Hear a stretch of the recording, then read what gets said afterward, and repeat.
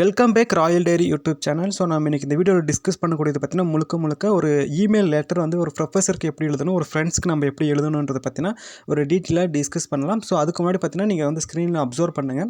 So இதில் என்ன மாதிரியான ஹேரோ மார்க் போட்டு உங்களுக்கு வந்து சொல்லியிருக்காங்களோ நீங்கள் அந்த மெத்தடை ஃபாலோ பண்ணிங்கன்னா உங்களுடைய நீங்கள் மெயில் பண்ணுறக்கூடிய எல்லாமே வந்து உங்களுக்கு வந்து ரொம்ப யூஸ்ஃபுல்லாக இருக்கும். அது மட்டும் இல்லாமல் அது வந்து பார்த்திங்கன்னா உங்களுக்கு வந்து ரொம்ப ஹெல்ப்ஃபுல்லாகவும் இருக்கும். சரிங்களா? ஸோ அதுக்கு முன்னாடி நம்ம வந்து நீங்கள் நம்ம சேனலுக்கு வந்து புதியவராக இருந்தீங்கன்னா நம்ம சேனலுடைய ரீசென்ட்ஸ் வீடியோலாம் போய் செக் பண்ணி பாருங்கள். உங்களுக்கு பிடிச்சிருந்துச்சுன்னா நம்ம சேனலை சப்ஸ்கிரைப் பண்ணிவிடுங்க. இது யாருக்கெல்லாம் யூஸ்ஃபுல்லாக இருக்குன்னு நினைக்கிறீங்களோ அவங்களுக்கு ஷேர் பண்ணிவிடுங்க. சரிங்களா? ஸோ ஃபார்மல் லெட்டரை பொறுத்த வரைக்கும் பார்த்தீங்கன்னா நீங்கள் வந்து ஃபஸ்ட்டு ஆரம்பிக்கும் போதே பார்த்தீங்கன்னா ஃபார்மல் க்ரீட்டிங்கில் ஆரம்பிப்பீங்க. சரிங்களா? ஃபார்மல் க்ரீட்டிங்கில் ஆரம்பித்ததுக்கப்புறம் பார்த்தீங்கன்னா உங்களுக்கு வந்து ஜென்ரல் நேம். ஸோ உங்களுக்கு எந்த ஒரு சப்ஜெக்ட்டுமே இல்லாமல் அடுத்து வந்து டேரெக்டாக வந்து நம்ம வந்து கான்சன்ட்ரேஷன் வந்துடுவோம். சரிங்களா? அதுக்கப்புறம் பார்த்தீங்கன்னா உங்களுக்கு நீங்கள் சொல்ல வேண்டிய எந்த லாங்குவேஜ் ஒரு ஃபார்மேட் நீங்கள் சென்டென்ஸ் ஃபார்மேட் யூஸ் பண்ணிக்கலாம்.